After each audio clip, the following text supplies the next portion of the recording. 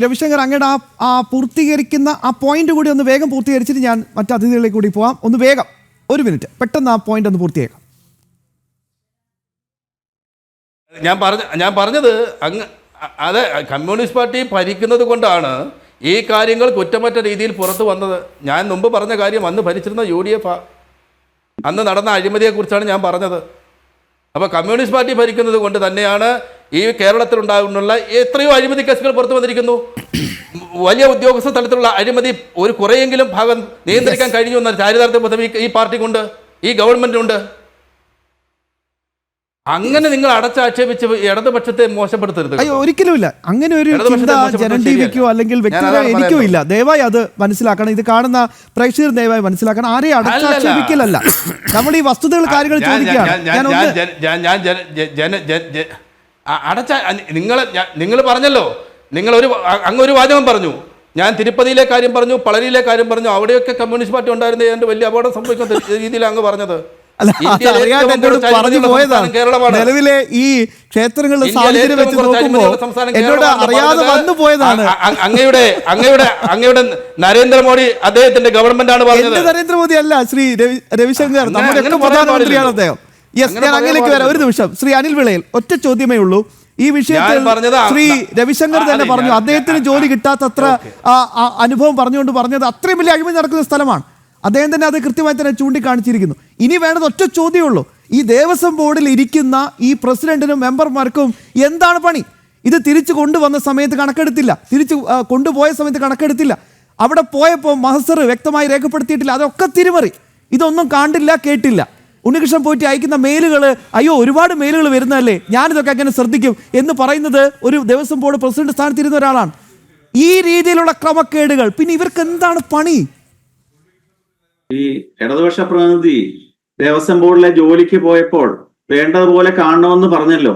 ഇത് തിരുവിതാംകൂർ ദേവസ്വം ബോർഡ് അല്ല, ഇതിന്റെ ട്രാവൻകൂർ ദേവസ്വം ബോർഡ് എന്നല്ല പേര്, ട്രാവൻകൂർ ദല്ലാൾ ബോർഡ് എന്നാണ് ഇതിന്റെ യഥാർത്ഥത്തിലുള്ള പേര്. കാരണം ഈ ഉണ്ണികൃഷ്ണൻ പോറ്റി അദ്ദേഹം സൂചിപ്പിച്ച ചില സ്വാമിമാർ തുടങ്ങിയ ദല്ലാളന്മാരാൽ നിയന്ത്രിക്കപ്പെടുന്ന, ദല്ലാളന്മാരാൽ തെരഞ്ഞെടുക്കപ്പെടുന്ന, ദല്ലാളന്മാരാൽ നിയന്ത്രിക്കപ്പെടുന്ന ദല്ലാളന്മാരുടെ ബോർഡാണ് TDB എന്ന് പറയുന്നത്. വളരെ കൃത്യമാണ്. അദ്ദേഹം പറഞ്ഞ ചില കാര്യങ്ങളുണ്ട്, എല്ലാവർക്കും കേൾക്കുന്നവർക്ക് തമാശയായിട്ടാണ് തോന്നുന്നത്. കേരള സംസ്ഥാനം രൂപം കൊണ്ട 1956 നവംബർ 1 തൊട്ട് ഈ 2025 ഒക്ടോബർ 16 വരെ കേരളത്തിലെ ഏറ്റവും കൂടുതൽ കാലം ദേവസ്വം ബോർഡ് ഭരിച്ചിട്ടുള്ളത് ഈ നാട്ടിലെ ഭക്തന്മാരൊന്നും അല്ലല്ലോ. ഭരിച്ചതെല്ലാം ഇടതുപക്ഷ മുന്നണിയും കോൺഗ്രസും മാറി മാറി ഭരിച്ചു. അതിൽ തന്നെ ഏറ്റവും കൂടുതൽ കാലം ഭരിച്ചിരിക്കുന്നത് ഇടതു മുന്നണി തന്നെയാണ്. ഇപ്പോൾ പിണറായിയുടെ 2 ടേമായി തീരാറായി, രണ്ടാമത്തെ ടേം തീരാറായി. ഈ കാലയളവിലെ മഹാഭൂരിപക്ഷം ദേവസ്വം ബോർഡുകളും ഇടതുപക്ഷത്തിന്റെ ആൾക്കാരാണല്ലോ ഭരിച്ചിട്ടുള്ളത്. ഈ കാലയളവിലല്ലേ ഏറ്റവും കൂടുതൽ മോഷണവും ശബരിമല ഉൾപ്പെടെയുള്ള ക്ഷേത്രങ്ങളിൽ നടന്നിട്ടുള്ളത്. ഈ ശബരിമല ക്ഷേത്രത്തിനെ സംബന്ധിച്ചിടത്തോളം അദ്ദേഹം സൂചിപ്പിക്കുകയുണ്ടായി, ഒരു തന്ത്രി ഏതോ ഒരു കേസിൽ പെട്ടതിനെ പറ്റി അദ്ദേഹം സൂചിപ്പിക്കുകയുണ്ടായി. ഞാൻ ചോദിച്ചുകൊള്ളട്ടെ, അങ്ങനെയാണെങ്കിൽ ദേവസ്വം ബോർഡിന്റെ മന്ത്രി പദവി അലങ്കരിച്ചിരുന്ന ശ്രീ കടകംപള്ളി സുരേന്ദ്രന് മണിച്ചന്റെയിൽ നിന്ന് ലക്ഷക്കണക്കിന് രൂപ മേടിച്ചത് അന്നത്തെ രേഖകളായിട്ട് പുറത്തു വന്ന അന്വേഷണമൊക്കെ നടന്നിട്ടുണ്ടല്ലോ. ഇടതുപക്ഷ പ്രതിനിധി എന്തേ അത് മറന്നു പോകുന്നു? ഇങ്ങനെ ആരും ഇതിനകത്ത് സംശുദ്ധരൊന്നും അല്ല, എല്ലാവരും അവരവരുടെ രീതിയിൽ ശബരിമലയെ കൊള്ളയടിക്കുന്നു. ബാക്കി സർക്കാർ ഡിപ്പാർട്ട്മെന്റുകളിൽ നിന്ന് ശബരിമലയ്ക്ക് ഒരു വ്യത്യാസമുണ്ട്. എന്താണ്? ദേവസ്വം ബോർഡിന് വ്യത്യാസമുണ്ട്. ദൈനംദിനമായി സാധാരണക്കാർ കയറി ഇറങ്ങുന്ന ഒരു ഓഫീസ് സംവിധാനം അല്ല ഈ ദേവസ്വം ബോർഡിന്റെ ഓഫീസുകൾ. അതുകൊണ്ട് തന്നെയാണ് പല മോഷണങ്ങളും കള്ളങ്ങളും യഥാസമയം പുറത്തു വരാതിരിക്കുന്നത്.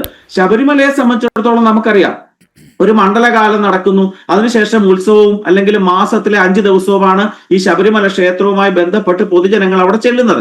അതും അതിന്റെ ഓഫീസിലൊന്നും കയറി ഇറങ്ങേണ്ട യാതൊരു കാര്യവുമില്ല. ബാക്കി ദിവസങ്ങളിൽ അവിടെ എന്തൊക്കെ ഇളക്കിക്കൊണ്ടു പോകുന്നു, എന്തൊക്കെ പ്ലേറ്റ് ചെയ്യുന്നു, എന്തൊക്കെയാണ് നശിപ്പിക്കുന്നത്, എന്തൊക്കെയാണ് നാശം ഉണ്ടാക്കിയിട്ട് നാളെ മോഷ്ടിക്കേണ്ടത് എന്നതിനെ പറ്റിയൊക്കെയുള്ള ഗൂഢാലോചന നടക്കുന്ന വിവരമൊന്നും പൊതുജനങ്ങൾക്ക് അറിയത്തില്ല. ഇടതുപക്ഷ പ്രതിനിധി സൂചിപ്പിച്ചല്ലോ, ഇടതുപക്ഷം ഇരിക്കുന്നതുകൊണ്ടാണ് ഇതൊക്കെ പുറത്തു വന്നെന്ന്. അദ്ദേഹത്തിന് കുറച്ചെങ്കിലും നാണമുണ്ടെങ്കിൽ അദ്ദേഹം പറയോ? ഇച്ചിരി മുമ്പ് അദ്ദേഹം പറഞ്ഞെന്താ, ഉണ്ണികൃഷ്ണൻ പോറ്റിയാണ് ഈ പമ്പയിലെ സംഗമത്തിന്റെ ശോഭ കെടുത്താൻ വേണ്ടി മണ്ടത്തരം എഴുന്നള്ളിച്ചത്. അത് തന്നെയാണ് ഭക്തന്മാര് പറയുന്നത്. വിനാശകാലെ വിപരീത ബുദ്ധി. അയ്യപ്പ ഭഗവാന് എന്തെങ്കിലും ഉണ്ണികൃഷ്ണൻ പോറ്റിയെ കൊണ്ട് തോന്നിപ്പിച്ചിട്ടുണ്ട് എങ്കിൽ അത് നിങ്ങളുടെ വിപരീത കാലത്തിന്റെ തുടക്കത്തിന്റെ സൂചന മാത്രമാണ്. ഈ ശബരിമലയിൽ ഉണ്ടായിട്ടുള്ള മോഷണങ്ങള് എന്ന് വെച്ചാൽ ആസൂത്രിതമായിട്ടുള്ള ലൂട്ടിങ്. നമ്മുടെ അവതാരകൻ എപ്പോഴും 2-3 തവണ പറഞ്ഞ വാക്കാണ് ലൂട്ടിങ് എന്ന് പറയുന്ന വാക്ക്. ലൂട്ടിങ്ങിനേക്കാൾ ഉപരിയായിട്ട് പുതിയ വാക്കുകളൊക്കെ ഇംഗ്ലീഷിൽ കണ്ടുപിടിക്കാൻ ശബരിമലയുടെ ശ്രീകോവിലെ ഈ മോഷണങ്ങൾ തെളിയും. നമ്മൾ ശ്രദ്ധിക്കണം. ഈ ശബരിമലയായിട്ട് ബന്ധപ്പെട്ട് ചിന്തിക്കുമ്പോൾ ഈ ശബരിമലയുടെ ആചാരങ്ങൾ സംരക്ഷിക്കപ്പെടുന്നതിനോടൊപ്പം തന്നെ ഈ മോഷണവും നിർത്തേണ്ടതാണ്.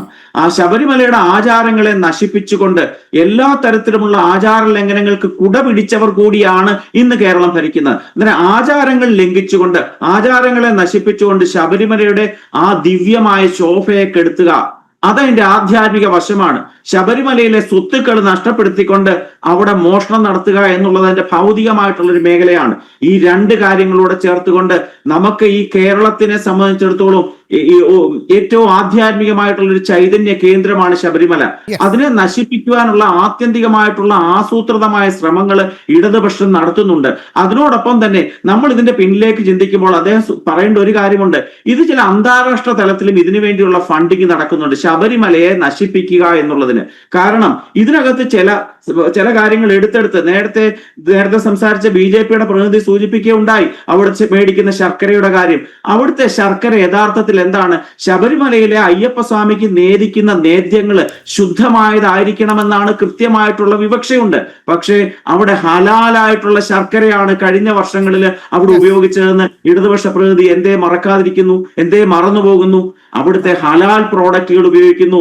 അവിടുത്തെ വഴിപാടുകളെല്ലാം തന്നെ വഴിപാടിന് ഉപയോഗിക്കുന്ന മഹാഭൂരിപക്ഷം ഉൽപ്പന്നങ്ങളും അവിടെ വ്യാജമാണ്. അവിടെ ഉപയോഗിക്കുന്ന വിളക്കെണ്ണ ഏറ്റവും നിലവാരം കുറഞ്ഞ ഇറച്ചി വറക്കാൻ ഉപയോഗിക്കുന്ന എണ്ണ എടുത്തുകൊണ്ടാണ് അവിടത്തേക്കുള്ള ആ വിളക്കെണ്ണയായിട്ട് ഉപയോഗിക്കുന്നത്. നെയ്യ് എന്ന് പറയുന്നത് ഏറ്റവും മോശമായിട്ടുള്ള നെയ്യ്, ചന്ദനം എന്ന് പറയുന്നത് ഏറ്റവും മോശമായ ചന്ദനം. ഇതൊക്കെ ഉപയോഗിക്കുന്നതിന്റെ പിന്നിലുള്ള തട്ടിപ്പ് എന്ന് പറഞ്ഞാൽ 1 കിലോയിൽ 1 ഗ്രാമിൽ 1 രൂപയുടെ വ്യത്യാസം വന്നാൽ അത് ഉണ്ടാക്കുന്ന ലക്ഷക്കണക്കിന് കോടിക്കണക്കിന് രൂപയുടെ മൾട്ടിപ്ലെയർ ആണ്. ഈ മൾട്ടിപ്ലെയറായ തുകകളെല്ലാം തന്നെ വീതിച്ചെടുക്കുകയാണ്.